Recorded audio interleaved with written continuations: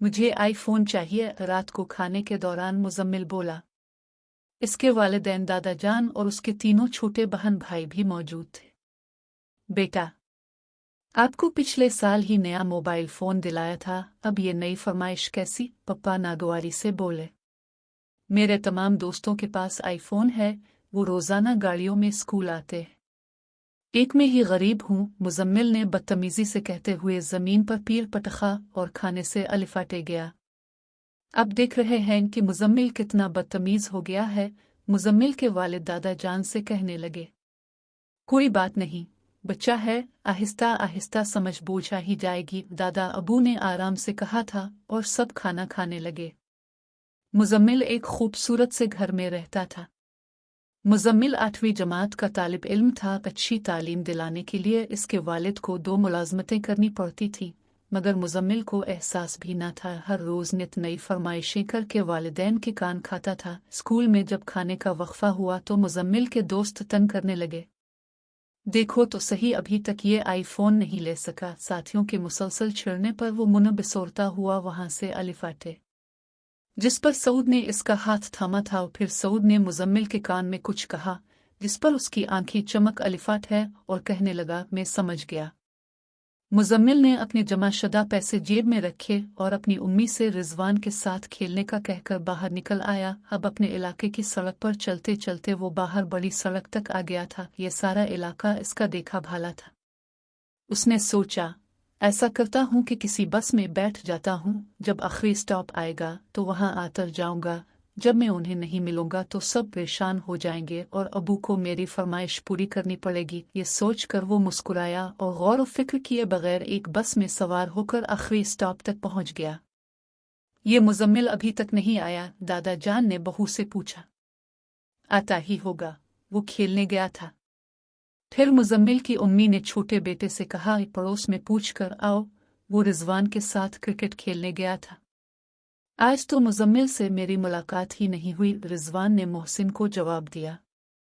लटके हुए मुंह के साथ मोहसिन ने घर आकर बताया था। फिर दादा जान, इसके वालिद और चंद पड़ोसी मिलकर मुजम्मिल को ढूंढने लगे, लेकिन वो ना मिला। बस से आतर कर उसे एक लम्हे को खौफ महसूस हुआ था, मगर वो क्या करता। मगरिब होने वाली थी। ये एक कच्ची आबादी थी। वो एक ठेले वाले की बेंच पर बैठ गया था। अब उसे भूख और प्यास लग रही थी, मगर ठेले वाला वापस जाने की तैयारी कर रहा था। मुजम्मिल भी वापस जाने के इरादे से अलिफाटे और बस का इंतजार करने लगा। बेटा, जिस बस में तुम आए थे वो आखिरी थी। बेटा, जिस बस में तुम आए थे वो आखिरी थी। अब कोई बस नहीं आएगी। ठेले वाले ने जैसे ही इसे ये बात बताई, वो खौफ के मारे फूट फूट कर रोने लगा। सच सच बताओ कि तुम अकेले क्यों आए हो? अब मुजम्मिल शशुपंज में मुब्तला हो गया। ठेले वाले ने अपना सामान समेटा और कहने लगा, मेरी मानो तो मेरे साथ मेरे घर चलो। मुजम्मिल एक लम्हे को हिचकिचाया था। देखो, ये इलाका अच्छा नहीं है, मैं कल सुबह तुम्हें तुम्हारे घर छोड़ आऊंगा। मुजम्मिल ठेले वाले के साथ घर में दाखिल हुआ। ये 2 कमरों का छोटा सा घर था, जिसमें ठेले वाला अपने वालिदैन, बीवी और 4 बच्चों के साथ रहता था। एक कमरे में 2 चारपाइयां थीं। एक पर बूढ़ी खातून बैठी थी, दूसरी पर उसके बूढ़े वालिद लेटे हुए थे। बच्चे सहन में खेल रहे थे और बीवी खाना पका रही थी। बीवी बावर्ची खाने से पसीना पूछते हुए निकली और मुजम्मिल को देखकर हैरत से पूछा, ये लड़का कौन है? मैं बताता हूँ, ये कहकर वो बीवी को वालिदैन के पास लेकर बैठ गया। मुजम्मिल का हम उम्र ठेले वाले का एक लड़का जीशान इसके लिए पानी लाया, फिर इससे बातें करने लगा। 2 बच्चे प्लास्टिक के खिलौनों से खेल रहे थे। उनके घर टीवी भी नहीं था। तुम्हारे पास मोबाइल नहीं है? मुजम्मिल ने ताज्जुब से जीशान से पूछा। है, अबू के पास है, छोटा वाला, फैजान ने कहा। फिर खातून ने दस्तरखान बिछाया और दाल चावल रख दिए, जिसे बच्चे मज़े ले लेकर खा रहे थे। मुजम्मिल का भूख से बारा हाल था। वो भी हाथ मुंह धोकर खाना खाने लगा। अपने घर में तो वो शोर मचा देता था, फिर बर्गर या पिज़्ज़ा मंगवा लेता। खाने के बाद बच्चे अपना स्कूल का सबक याद करने लगे। वो सब सरकारी स्कूल में जाते थे। मुजम्मिल को ठेले वाले अरशद के अम्मा अब्बा ने बुलाया था। मुजम्मिल ने सब कुछ सच सच बता दिया था।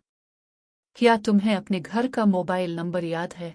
अरशद ने पूछा था। मुजम्मिल ने अपने वालिद का मोबाइल नंबर बता दिया। 1.5 घंटे बाद मुजम्मिल के वालिद की गाड़ी अरशद के घर के सामने थी।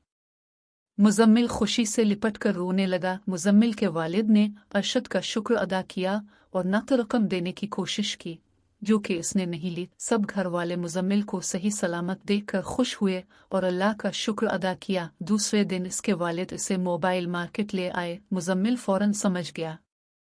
इसने कहा, ए पप्पा, मुझे माफ़ कर दी, मैं भूल गया था। अगर कल मैं ठेले वाले अंकल के घर न जाता तो मुझे कभी ये मालूम न होता कि मैं बहुत सारे लोगों से अच्छे और बेहतर हाल में रहता हूँ। अब मैं कभी उन नेमतों की नाशुक्री नहीं करूँगा जो मुझे मुयस्सर है। ये सुनकर उसके पप्पा बहुत खुश हुए और मुजम्मिल को गले लगा लिया।